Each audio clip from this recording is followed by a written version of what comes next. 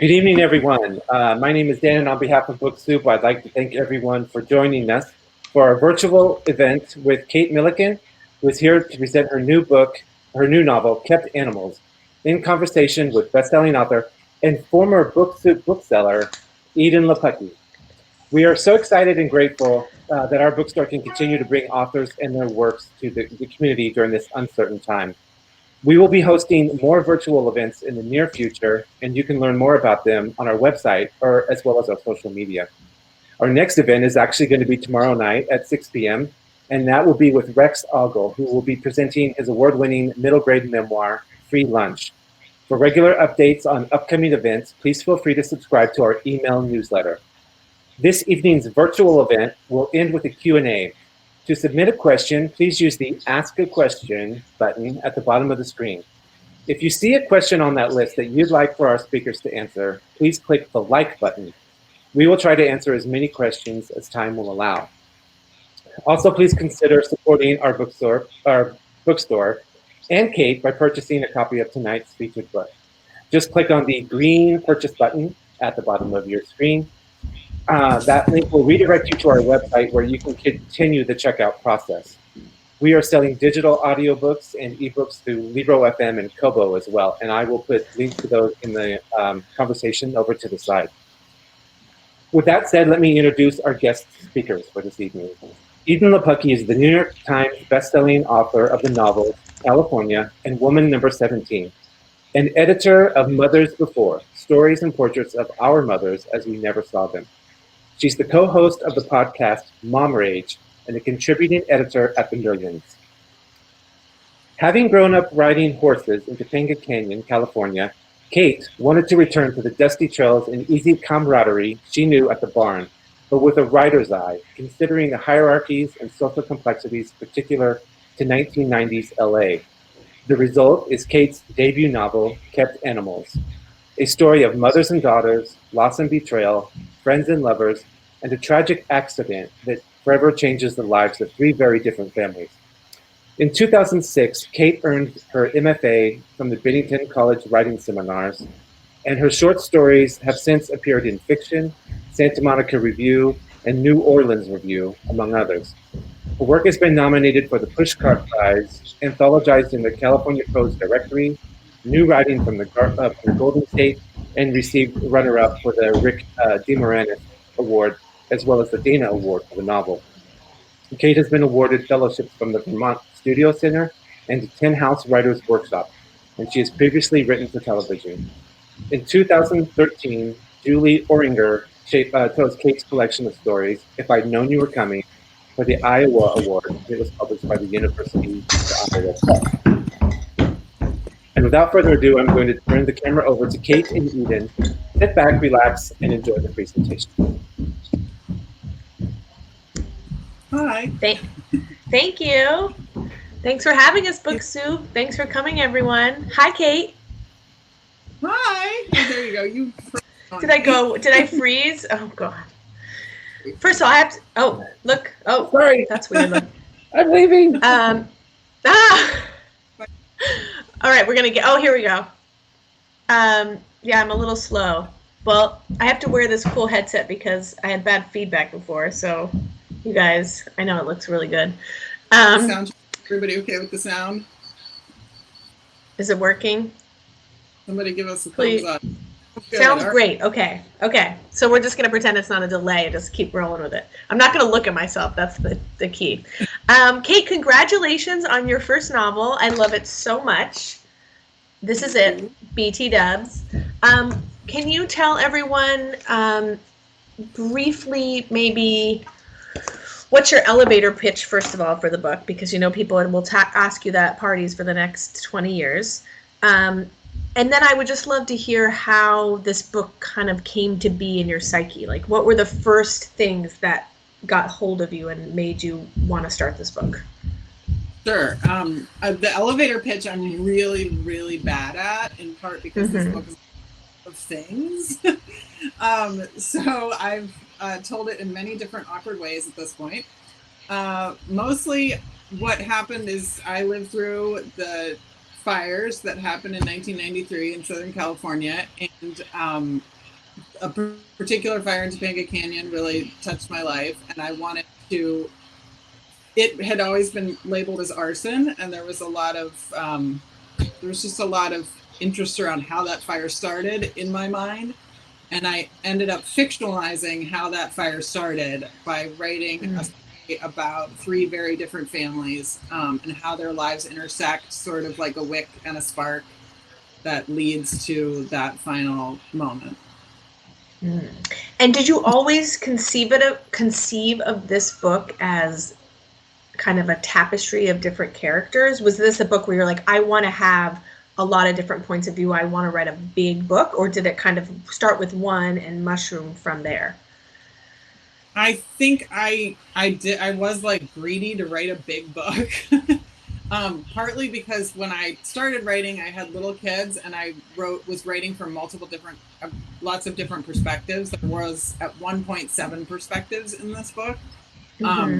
That was how I could hold my own focus in the hour here and the hour there that I had. There were also 2 characters from my short story collection that didn't really go away, and I didn't want to write them exactly. I wanted to give them a bigger life and I felt like I had more to say about their experience than I was able to do in a short story.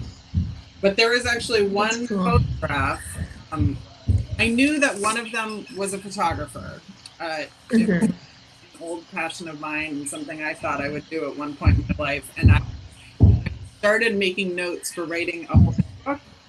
I knew I wanted to go back to Topanga. Horses would be involved, but it wasn't until I saw this photograph. Can everybody see that? By Francesca Woodman. Oh yeah. For Francesca Woodman, and there's actually a scene in the book that basically, this was the first scene that I wrote for the book, was one of the girls photographing the other girl falling out of this curio cabinet. And now it doesn't take place in the book until about 3/4 of the way through, but it was that I wrote. Oh wow. Yeah. When you wrote that scene, did you think, okay, I don't know where in the book it's going to go? Or was like, oh, this is the beginning of the book, and it wasn't until like a year later or whatever that you were like, oh no, this isn't where the book starts? Totally. I thought I was writing a short story, and I actually took an online workshop with Robin Black, and she was like, I think you're writing a novel. And I was like, oh, okay, I can then. I needed permission to like do more, and Robin gave me that, and then I realized that wasn't the beginning, that I knew all this other story before that. But even that story was called, I think it was called The Lives of Kept Animals. Oh wow. I workshopped it, so I've always had that title. Yeah, it was there. Well, I keep saying, like, you couldn't have named a book better for our times right now. We are all kept animals, Kate. Did not mean to do that. Let's go ahead. Sorry. No, I just said I feel your pain. I would love to talk about your characters, because I find them all, I mean, from your characters in your short story collection to this, every one of them feels so rich and has very like complicated desires. And so I would love to just hear a little bit about your conception, particularly of the teenage girls. So I want to hear about how Rory came to be. She's sort of, I would say, the heroine of the story. She's the photographer that you spoke of. She's a horseback rider. And I don't know, can you talk a little bit about how she kind of came to be? Who is she for you? I mean, she's probably the character that I identify with the most in a weird way. I mean, the funny thing is she was the hardest to access. I think she's the most, I think she knows herself the least of everyone in the story. She's the least in touch with how she feels. So it wasn't, she was hard to write, and it was Yael, our friend Yael, reading a draft of the book, and she was like, give Rory some agency on the page, like tell me how she feels, even if you can't, like say it first and then figure out how to describe it. And interesting. Yeah, that really helped. Vivian has always been this like bright. She is Caroline in this book. She's always been a bit of a. Okay.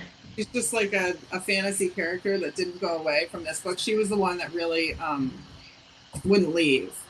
So Rory was a little bit. I needed Rory to see her. Oh, interesting. So Vivian, for those of you who haven't yet read the book, she is the daughter of a movie star father and sort of a distracted mother who has a young son. And she's very sexy and dangerous and self-destructive, I would say. Yes. Yeah.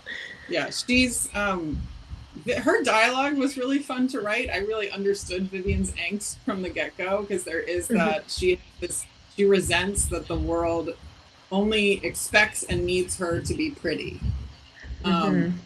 She's angry about that, and so she uses this old English teacher of hers to sort of enact revenge on the world by playing with him like a cat toy. Yeah. That sounds intriguing. And what about some of the characters, like, what about Gus? So Gus is Rory's stepdad. You are not a stepdad. You do not practice taxidermy. As far as I know, you don't have a drinking problem. So what was it like to sort of get into his psyche? And what was the thing that what was his wound for you? His wound, I mean, his wound is like a childhood wound. It's sort of a theme in my characters. We know plenty of their backstory. His was not being seen by his father. At one point in the drafts of the novel, he had 5 sisters, and he just really felt unseen. But it was like too much backstory. If there was anything, I tend to know like the whole Bible of every character, and then have to figure out how much you need to know. So Gus is also just a character that I knew from my collection. Anybody that wants to do any sleuthing and figure out who, but I don't know, he's like a character from an Annie Proulx story. Like, I just knew him and his voice was there, but and I knew that he was passive, and that passivity can cause a lot of trouble. Totally. I love I don't care about horses. I'm actually, fun fact, allergic to horses. But I loved all the horse stuff in the book. I love the descriptions of, I'm forgetting the horse's name. Chap? Did I make that up? Yeah. Chap, but then, sorry, what? Sorry. Oh. No, you froze on me. You're freezing on me. Am I unfrozen yet? No. There you are. Like, be frozen. It's like we're playing freeze dance. Yeah. I meant to do that. So I loved Chap, and I loved the descriptions of him and how it felt to ride him and go to the competition. There's a like a pivotal scene at a horseback riding show competition. There's like horse husbandry. So I'm curious. I know you were a horseback rider and you always wanted to write a horse novel, and I don't know if that's just because you love Jane Smiley, but what is it about writing about animals, and particular horses? Like, what was it that you needed to do and want to do? Actually, my parents reminded me recently that I was obsessed with Dick Francis novels as a kid. Oh, I don't know who that is. They're horse novels. That's all he wrote, and I read was Agatha Christie and Dick Francis. So, I wanted to go back to horses. I'd read Aaron Kyle's book, The God of Animals, and I loved that book. But I also felt like there was one thing that my experience of growing up was what I loved about it was that there were so many lives intersecting, so many different just a hierarchy of people that like the canyon sort of functions with. And I felt like that hadn't been tapped into in that book, and that could bring was different. That was Southern California. So I knew I wasn't just writing a horse book. I really wanted to look at a time and a place, and that setting Topanga era was so rich for story. So yeah, it took me back to horses, which I miss so much, but I knew it would be a lot. I wanted to write a book that had horses in it that you could read if you knew nothing about horses and not be turned off by the horse. Like I kind of wrote against that saccharine horse book idea that I feel like it's so hard to not have people interpret it that way. But it was really important to me to show how much we have in common with animals and how their mistreatment is reflective of the mistreatment that we inflict on each other. Totally. Well, I think you succeeded. In our Kate and I, for those of you who don't know, we were in a writing group a few years back called the Hugging Party. What's up, Hugging Party? And we would call you the plot whisperer because you could you were like a surgeon. You would look at a manuscript and be like, I think this, and you'd put it back together to make it work.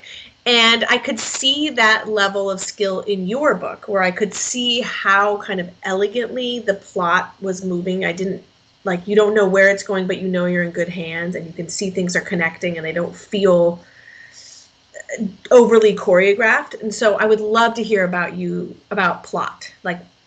Are you attracted to writing plot? Does it happen kind of accidentally? Do you plan ahead? What do you feel as a reader regarding plot? All that stuff. I mean, it was so much easier for me, and it still is, to talk to friends about their work and to see where the heat is in their story and how to draw that out than it was for me with this book, or it wouldn't have taken me 9 years.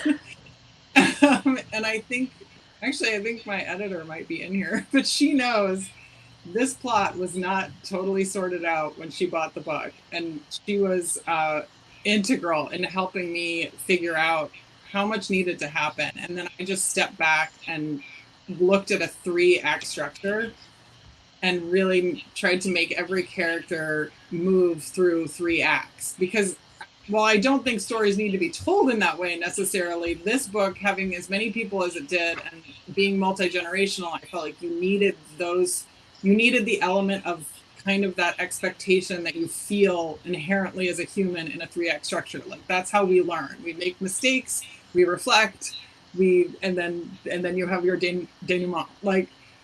And either you learn or you don't. So I needed to give everybody that ability to see what they had done, what was happening because it was such a big book. I had to pull it out and do all the postcards on the wall, all the Post-its, and figure out how everybody tracked in 3 acts. And then it came together for me, those first person chapters. But it was not going into workshop and being able to talk to you guys about your work. I couldn't get objective on it. Totally. So the 3-act kind of, was that more retrospective? So did you have a lot of pages and you were like, what is this? Why does this feel so noodly here, but nice here? And then you were able to move backwards? Yeah. And the things I knew about this book from the get-go were the beginning and the end. Okay. Yeah, well, I wrote that one scene. I knew once I had that first chapter, I'd written that scene with Vivian and Rory in the photography, but then I wrote the chapter, which was all the backstory I knew, the car accident that opens the book. Mm-hmm. And then I knew the ending. And it was just okay. It was like having a picture on the puzzle box. How do you get to that picture? So I just have to move things around. But I had on what are here, obviously. Can we talk a little bit about, you have a present story that kind of anchors the past. So the past takes place in the summer, I think, or a specific couple months, if I'm right. Yeah. From 1993.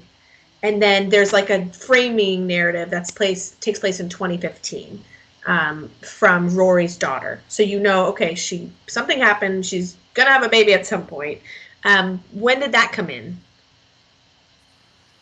I knew that from the beginning. There were moments where I had conversations with my agent where I was like, can we tell this story without having that reflection? And it really, I couldn't. I needed there to be some retrospection and some result from everything that had happened besides that fire. And I did want to write about generational trauma too, like how those things can be passed down so that in the end, I mean, don't give it all away. Don't give it all away. Don't say it all. But I wanted Charlie to be able to understand that her relationship with her mother wasn't about her. And that was why I needed those two things. I'm hoping that makes sense. Okay. People haven't read the book. No, it makes sense. I found it was interesting because I knew more about your, let's say, strife with the framing device and less about the framing device. And so it was sort of fun when it was all done to read it and be like, oh, this looks so effortless. But I knew it wasn't. No, you did. I would love to just talk about a single paragraph and talk about your writing style for a minute, because I think you write beautiful prose. It's on page 12. I have my copy hasn't come yet, Book Soup. I didn't order it in time. It's on page 22 in the galley. When June came inside, there's a garbage truck outside my house. Hopefully you guys can't hear it. It's coming late. 6 o'clock for garbage pickup? Come on. What is happening in this world? Okay, so we're on page 22. Yes, where June came inside. Oh my God, let me shut the window. Hold on. Well,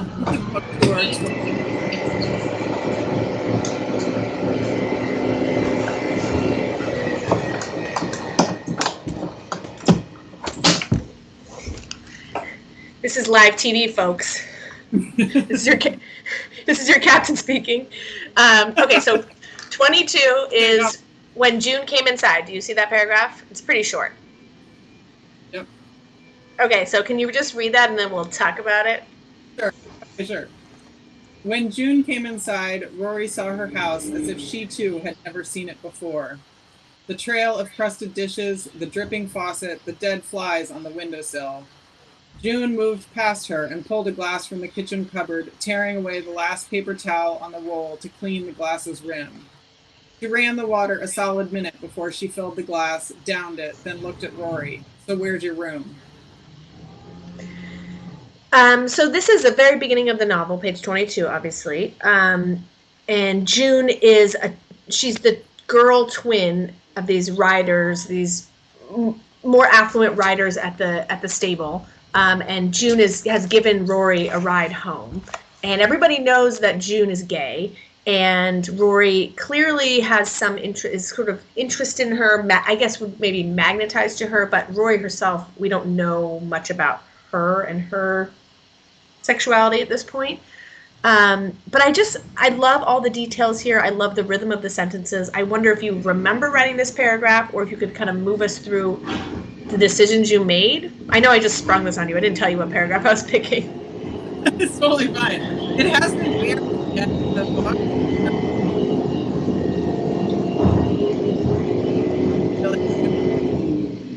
Sorry, I can't hear you. Can you repeat yourself? Try again. Okay. I'm just saying it's strange to actually hold the finished book in my hand and open to different pages, and I really do remember all the different places I wrote the things and like. Yeah. I do remember writing this early on, and really thinking about it in a camera lens kind of way, like how would she see these from her point of view? Yeah.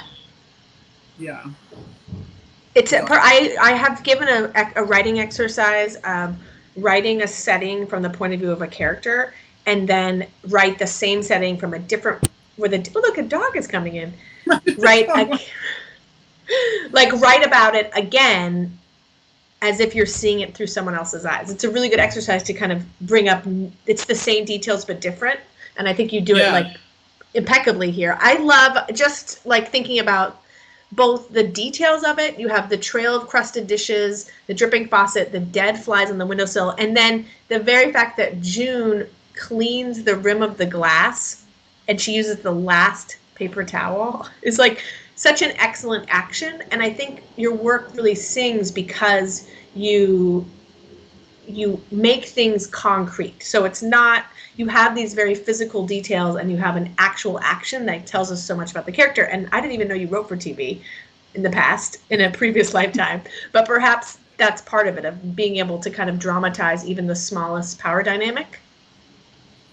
Yeah, I mean, I think growing up, my mother was a playwright, and then she started writing for television. And she and I wrote together for a little while. That's cool. Growing up around people who are constantly talking about story, doing it through a visual medium, that I write. My experience with TV, and the reason I went and did an MFA was because I was like, I want full control. I do not want to have any other voices in here. And now I'm like, can somebody else please do this? Help me. Yeah, help me. Where's the writer's room? Do you think you write on the level of the sentence level, the paragraph level, or the scene level, or maybe all of the above or none of the above? I think I write, I mean, I think having gone through an MFA, you and I worked with Amy Hempel. I definitely walked out of there writing on the sentence level like that. I went there to work with her, and then I had to unlearn that. But I think one of the reasons this book took me so long was that I was trying to write a novel on the sentence level, and that's not necessarily helpful. So I had to stop myself from continually stopping myself to rewrite that sentence. Yeah. And finish. Do you have any advice in terms of how do you stop yourself from doing that? I think if you like put a rubber band on your wrist and snap it or something, that's like I really don't know. I mean, I'm still doing it on the next book. I'm like, you just spent 45 minutes on 4 sentences. Like, let it go. Let it go. Before I go to the questions here, we have 3 questions. I wanted to know if you would talk a little bit about, so this book you keep saying, you said your kids were little when you started it. One of them is, how old are your kids now? Going on 10 and 12. She'll be 12 in May 19th. Oh my God. So this took a while, and I would love to hear the ways that parenthood helped writing this book and also hindered it. I mean, the only way that it hindered it is I have less time to write. That's just on a time function level. That's the only way it really hindered it. I feel like it definitely informs my writing that much more and the things I want to write about. So much of writing is being able to access that imagination you had as a kid, like letting that freedom go. And really, even that critic that stops you on the sentence level is your adult brain.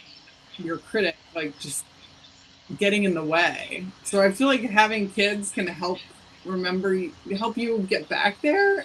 I feel bad sometimes because I feel like my creative energy ends up going into my writing instead of building daisy chains in the yard or whatever it is we're supposed to be doing right now. I don't know. There are get off the computer. Who is building daisy chains? I'm going to assassinate that person. I'm a parent in Topanga right now, I promise you. But I think so much of story is about the lifetimes that we pass on. Being a family is about the stories you nurture and the ones you need to let go of and the ones you double down on, and just what it's about memory. And so having kids is in itself a kind of art form. Yeah, it's definitely just informed my life a lot more. Those are my people. Yeah, that's really nice. I like that. Okay, I'm going to look at the questions here. Remember, guys, you can ask a question and you can thumbs it up. This one gets 2 votes, so I have to ask it first. It says, how did you decide on the point of view for this novel? So we've kind of answered this. Do you have anything further? Or how do you know if you want first person or third person? How much distance did you want to go with all your characters? How did I decide? I mean, I knew that I was writing a bunch of characters in third person, but that I wanted to have this exterior voice from them who could be reflective on what had happened to them. So I needed that first person voice in the character of Charlie to sort of be the reason why you were hearing, not sort of, she is the reason why you're hearing about these 4 months in Topanga and what happened to her mother during that time. So it was really a matter of like, why this story? Why am I telling this story? Well, Charlie gave me a reason to tell that story. Her need to figure out her mother and her relationships. But she needed to do it in first person because it's about her figuring out her identity. And her person, because she lives in Wyoming, she has kind of like a Western quality about her. I had to do this. Did that come really naturally, that first person, that very specific cadence of her voice? I think there is a little bit of a Western Wyoming girl in me, fantasies of living on the prairie. But no, it didn't come completely naturally because I did sort of feel like I was acting a part in writing that first person voice. But that's the fun of it too, right? You get to play those. It wasn't until I went to Wyoming, like specifically where I set her in Little Snake, Wyoming. I've been doing all this online research, like fantasizing about Wyoming, through junkie. I never got to go to, what was that fabulous residency you went to? U-Cross? Oh my God, heaven on earth. Yeah, like I really want to go to U-Cross. But I ended up, this ranch popped up on Google Earth after I'd been researching this book for 8 years, right where I had put her.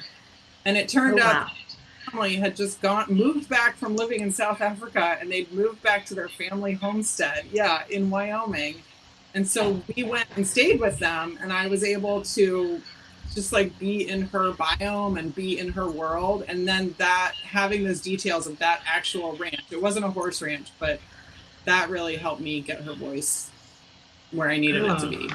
That's cool. I love how mystical writing is sometimes. Totally. Do you have a favorite novel featuring a horse or horses? You mentioned the Aaron Kyle one. Are there any other ones? I don't read a lot of horse books. I like Jeanette Wall's Half Broke Horses. Obviously, I love that book, which is about her grandmother. But it's a novel, but it's about her grandmother. I loved Mary Gaitskill's The Mare. I felt like that got that fell into the horse book, but it was a Gaitskill book. It was dark. Mm-hmm. Yeah. So yeah, those are the ones that come to mind. Okay, let's see. When you're writing, do you ever visualize the scene or moment before putting anything on the page? Like how much do you really like see in your mind's eye before you go to the screen? God, my hand gestures look so weird. Sorry. I see a lot of it before I go to the page, for sure. Yeah. Probably all of it. Oh, interesting. And okay, so you talked about which of the characters were sort of more like you, but Claire asks, I'm sorry, but only now am I seeing who asked these questions. I am sorry. Claire asks, which of your characters is your favorite? I don't have a favorite, but I have a favorite, like the one that was the most fun to write, which was definitely Vivian. Her dialogue was super fun to write.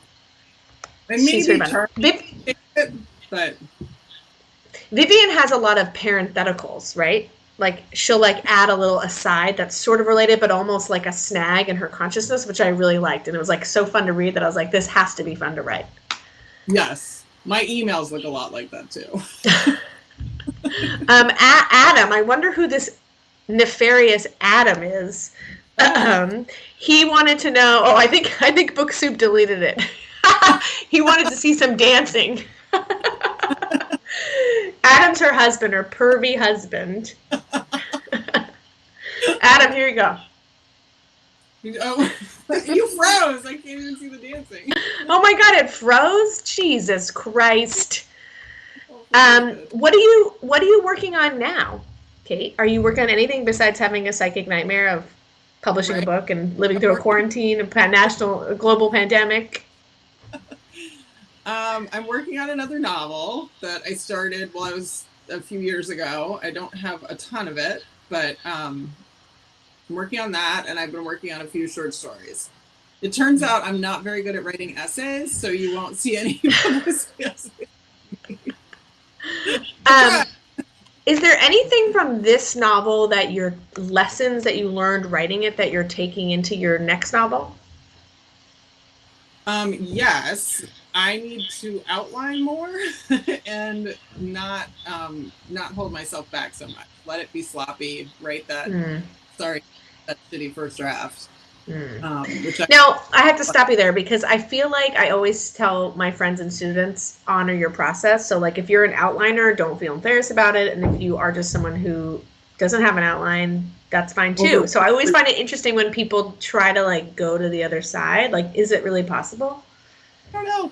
I'm going to try and find out. I do think I am an outliner though. Like that, I do that. You do usually. Well, I did with a lot of stories, and I did with this book. But this book, I waited too long to do it, and then once as I did it, I was like, "Oh, yeah, okay, that helps." Interesting. Yeah, I have full of outlines. Yeah. So, have you started that outline now, or are you kind of just like tinkering with paragraphs and seeing what you want to write right now? Yeah, I'm tinkering. I mean, I have a good chunk of this book, but it's I don't, unlike this last book, I don't know where it ends, and that's really frustrating. Oh, that's exciting. Can you tell us what it's been like having your book come out during this time? Like, have you been able to feel connected to people who are reading the book? Did you feel like, shit, are you excited that you don't have to leave your house? What's your feeling about it? No, I'm definitely not excited to leave my house. I was really looking forward to seeing you in person. But now I'm wearing this headset. So I know. You wouldn't have worn, maybe you would have worn the headset. Look, I did my author parking for Book Soup. Let me see. That's very good. Very good. That's funny. My son has been calling me author. It's really annoying. Oh, nice. Author, will you play cards? Yeah, it's not fun. We're definitely finding different ways of connecting with readers, but you don't feel the same, warmth of being in a room with everybody and getting to talk about it and hug. Yeah, hugs. Remember hugs? Oh, they're so good. Are you finding reading to be a balm for you during this time, or are you having a hard time concentrating? Because I've been reading a ton, and I feel like it's sort of like one of the only things besides like intense exercise that are making me feel like a whole again. And I love that. And I'm like, I realize now that I like books that challenge me, and I love sentences. And at the same time, reading is actually, who knew? Is it really an escape for me? Who knew that reading could be so fun? No, that's good though. I think you're actually able to read less critically now, right? Because it's just like, take me away. Get me out of here. Have you read anything that like was a comfort to you right now? Hey, I did not set you up for this, I swear. I had it right here. Great Mother's Day gift, excellent essays. No, I'm reading Katie Simpson Smith's The Everlasting, which is what's that? It's so beautifully written, and she has talk about being taken away. I did not know her work. She also went to Bennington. My editor actually turned me on to her. So I'm reading that, and I read like multiple books at a time, which is not a good idea. But I think because I've been like figuring out this virtual tour thing the last few weeks, ever since this happened, and rethinking the wheel, I've not really fully been able to sink into anything the way I would love to spend a whole day reading a book, and maybe I will tomorrow. Yeah. But I'm not doing that.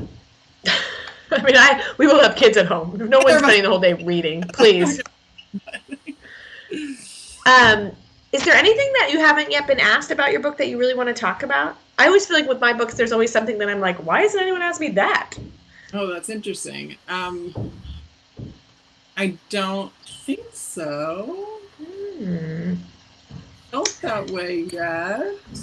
Does anybody else have a question? Don't be shy. There's a lot of you. There's 46 people at this event. That's a lot of people. Maybe I've just answered everything. You haven't talked about it all. Well, I can talk for ages, so let me go back. I would love to discuss teenage girls getting it on. All right, let's talk about it. You write so beautifully, I think, about sensuality and sexual desire, and you can just feel like this heat between characters. And so is that something that you've always just been good at doing, or is there some special thing that you do when you're writing about young people? I mean, it doesn't have to be two girls, it could be a girl and a boy or whatever, but I'm curious about when you're writing about younger people having those feelings. I mean, I think one thing that I really had to be conscious of was that those scenes and those moments between Rory and June and Rory and Vivian are they're coming through Rory's daughter. So there was like a light and a barrier that made me have to restrain myself, which I think is a really good thing for a sex scene or kind of intimate writing. Like it less is more. That's interesting.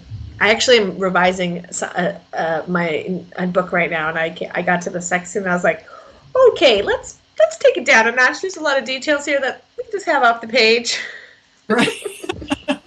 Well, and like what words you choose for things. And I just think that that's one area where readers have an exceptional imagination. Like that's the one we've all, in some way or another, had to keep it under lockdown. It's all there for us. It's all accessible. We can imagine these things. Have to be so. Yeah. Oh wait, you're freezing on me. Hello? I can see you, but you are pretty frozen. Okay, how about now? I don't want to give away the ending, but there's a brutal scene at the end. I actually felt similarly when I was reading Room by Emma Donoghue, where I like knew something really dramatic was going to happen, and I was like nervous about how it was going to happen, but I wanted to see what was going to happen. And when I read it, it was so powerful, and we're not going to talk about what it is because you have to read the book, but I was wondering, like, did you have to prepare yourself to write something that you knew was going to be like the most traumatic thing that could happen to a character? You have to create it on the page for them. And how emotionally was that for you? Well, it's funny because this is probably like that question that I'm like, I know somebody wants to ask me, and yet we probably can't talk about it because it's the end of the book. And I remember writing the book and being like, oh, this is good. We don't have to talk about it because nobody wants to give away the ending. But it's hard not to talk about it. And it was one of the things, I knew the ending of the book. I knew where those generational lines intersected. Like, we can at least say that much. So that is probably the part of the book that by the time I never committed it to paper until I got there. That last 30 pages I probably only wrote them like 4 or 5 times because I knew them and I didn't want to live in too much. And I also had to write those pages in the middle of the night. Why? I learned as I was working on this from a friend of mine that apparently at night you have less cortisol in your system, so you're less emotionally triggered. Because when I tried to do it day, it just made me. It was physically hard.